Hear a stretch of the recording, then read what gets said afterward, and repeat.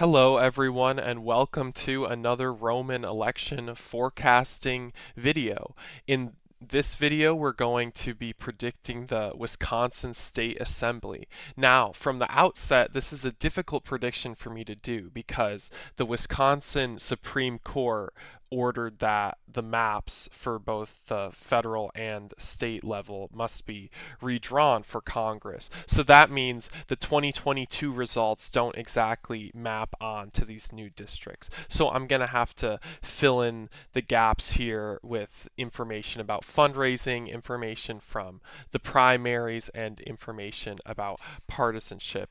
But having said that, don't be fooled by the fact that Republicans have so many more safe seats than Democrats. Most of these competitive races, as you'll soon find out, lean towards the Democrats. So this is really shaping up to be a competitive race. But without further ado, let's get into it. The first competitive district that we're going to talk about is the 13th district, and this is a battle between two incumbents. The Democrat Robin Vining previously represented the eastern part of this district closer to Milwaukee, while Tom Michalski, the Republican, represented the western part. The fundraising is very competitive. It's 25 to 23,000. So the only thing here, though, is that the partisanship, Biden won this by 15.5% in 2020. So normally this would be safe, but just because of Michalski's incumbency and the competitive fundraising, I'm going to put it at likely. Up next, we have the 21st district. This is south of Milwaukee, between Milwaukee and Racine. So we have a Republican incumbent here, Jesse Rodriguez, which overlaps somewhat with this district, but the new district overlaps further north, closer to Milwaukee, which is not where he represented. And that makes the partisanship in favor of the Democrats. Biden won this by 4.6%. In terms of fundraising, the Democrat has outraised Rodriguez 3-1, 28,000 to 9,000. And while it's not terminal, it's certainly not a good position for him to be in. So despite Rodriguez's incumbency in part of this district, I'm going to lean this in favor of the Democrat. Up next, we have the 26th district. This is Sheboygan and the surrounding areas. This one is going to be very competitive. We have a Republican incumbent here, Amy Binsfeld, who, well, she's not really an incumbent because she was the incumbent of the previous 27th district, which just a little bit overlaps with this new 26th district. She's being slightly outpaced in fundraising with 21,000 to Sheehan's 30,000. So neither of these candidates, when you look at their websites, look particularly impressive. But in terms of partisanship, Biden won this by 3.6%. So because of the slight fundraising advantage, because Binsfeld isn't really an incumbent, and because Joe Sheehan seems like a comparable candidate in terms of quality, I'm going to tilt this in favor of the Democrats. But this is definitely a toss-up. Now we have the 30th district. Wisconsin likes to jump around with its numbers, and this district is like a suburban exurban district of the Minneapolis-St. Paul area. It's right here. So even though the partisanship is only slight for Republicans, it's R plus 1.1% in 2020, the Republican incumbent Shannon Zimmerman won convincingly in the previous version of this district, which has a lot of overlap, so it's not that different. He's also slightly winning fundraising, 61,000 to Allison Page's 49,000. So even though the fundraising and partisanship are competitive, based on the existing results that I have, which mostly match up with where this district will be for 2024, I'm going to lean this in Shannon Zimmerman's direction. Up next, we're going to move down to the Madison area and take a look at the 40th district. So this is an open seat currently. There's no incumbent. We have the Democrat Karen DeSanto, the Republican Jerry Helmer. Helmer, he has a decent campaign going, but I think his positioning is a bit too conservative for the area in terms of social issues. This district has a partisanship of D plus 7.8 in terms of 2020, and we saw how well the Democrats have done in Wisconsin based on abortion in terms of that Supreme Court race. So his campaign finance information is unavailable, which leads me to believe he doesn't have much, while the Democrat is at 28,000. So I think this will go similarly to its national partisanship and be likely for the Democrats. Up next, we have the 43rd district. Now we are southeast of Madison, and this has a Democrat, Brienne Brown, against a Republican Scott Johnson, who currently represents the previous 33rd district, and there's a partial overlap with the 43rd, but the partisanship here is tough for Republicans. It's Biden won it by 9.5% in 2020. Uh, but in fundraising, Democrats also have the advantage, so that's not good either for Republicans. Brown is at 32,000 and Johnson is at 9,000. So because of that, even though Johnson is an incumbent for some of the area, this is still going to go likely to the Democrats. Up next, we have the 51st district. This includes Iowa, Lafayette counties. This is southwest of Madison. We have a Republican incumbent here from a previous district with some overlap, so same old story, versus Elizabeth Grabe, a Democratic upstart. And Novak this time, though, for the Republicans, is actually ahead in fundraising at 26,000 to 15,000. So that's somewhat competitive, but Novak's going to need that money because in terms of partisanship, this district went for Biden by 8.4% in 2020. So I'm not going to make this likely for the Democrats. It's only going to be lean because of that incumbency and that fundraising, but it's still not very likely that the Republicans would realistically win this area. Now we are going to the 53rd district, and this is a district on Lake Winnebago near Oshkosh. So we have another open seat here. We have the Democrat Dwayne Chukosky versus the Republican Dean Coffert. We don't have campaign finance info for Coffert, while Chukosky has raised 16,000. So not great, but not horrible. The Democrats have the slight partisanship advantage here with 4.3% for Biden in 2020. But the thing for Republicans here is Dean Coffert used to be in the state assembly for a long time, back in the 2000s and the 90s. So he definitely should know how to run a campaign. Now, whether he's up to date with the internet, we'll have to see. Because of partisanship and Coffert's seeming lack of fundraising, I'm still gonna tilt this towards the Democrats, but this is definitely another toss-up seat. And now we have the 54th district. This is an open seat. It's similar to the 53rd district, except the presidential margin is a bit larger here. It's D plus 8.6.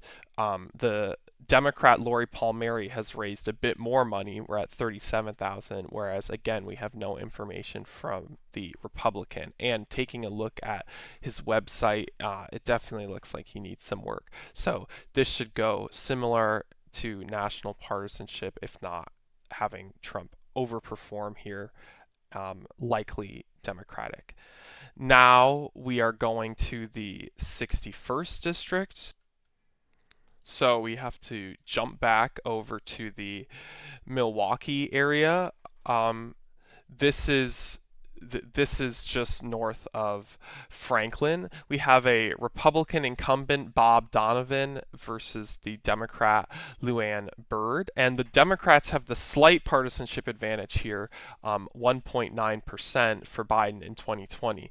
But this is an exact rematch of 2022 with just new boundaries where Donovan defeated Byrd and he was a non incumbent. The fundraising is competitive. It's 67,000 to 62,000. I don't know about the partisanship of the previous 84th district, but this district is slightly more outlying of Milwaukee, so I think the partisanship was similar, and I think Donovan is actually going to hold on here. Now we are going to the 65th district. This is south of Kenosha with Pleasant Prairie. This is an open seat. Neither candidate is an incumbent, and we have a big fundraising advantage for the Democrat, 28,000 to 5,000. Additionally, in terms of the partisanship, it's Biden winning by 9.3 in 2020. So not that difficult of a call for me. This is going likely towards the Democrats.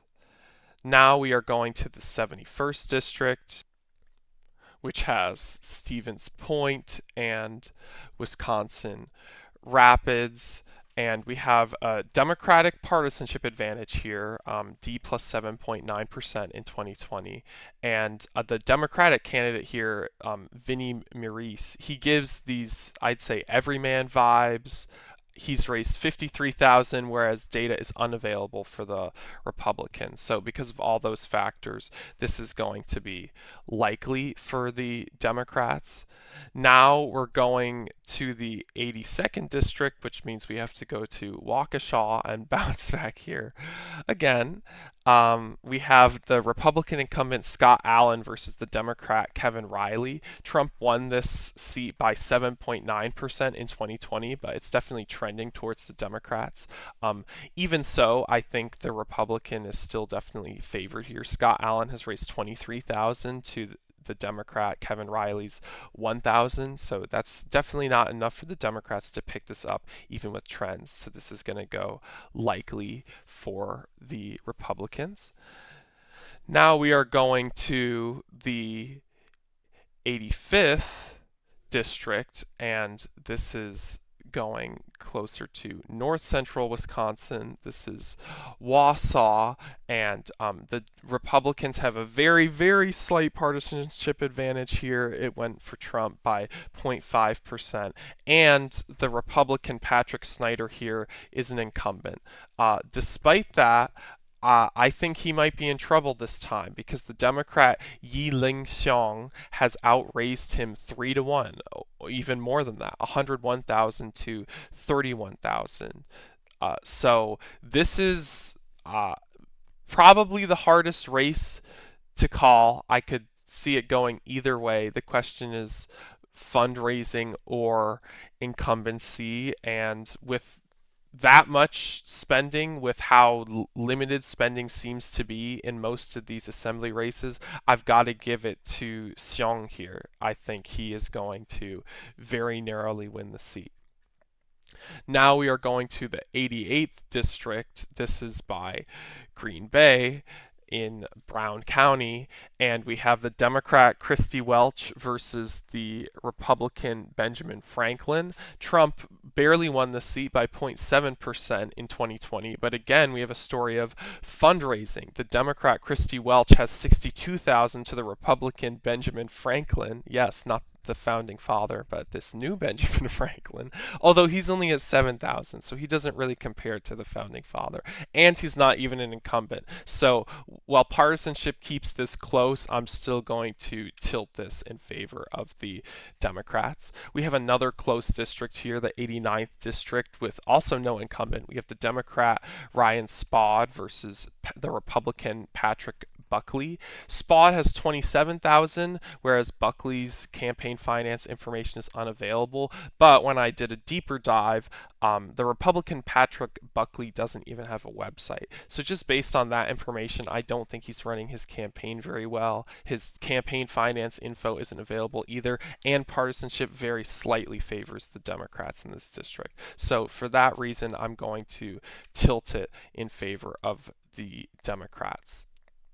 Now we have the 91st district. This is in the 91st, 92nd, and 93rd.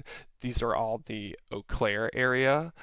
First off, the 91st, we have a Democratic incumbent here, Jody Emerson.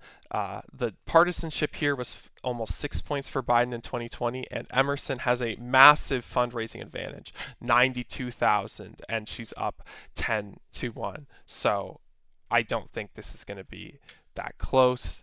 Emerson is favored here. Up next, we have the 92nd district.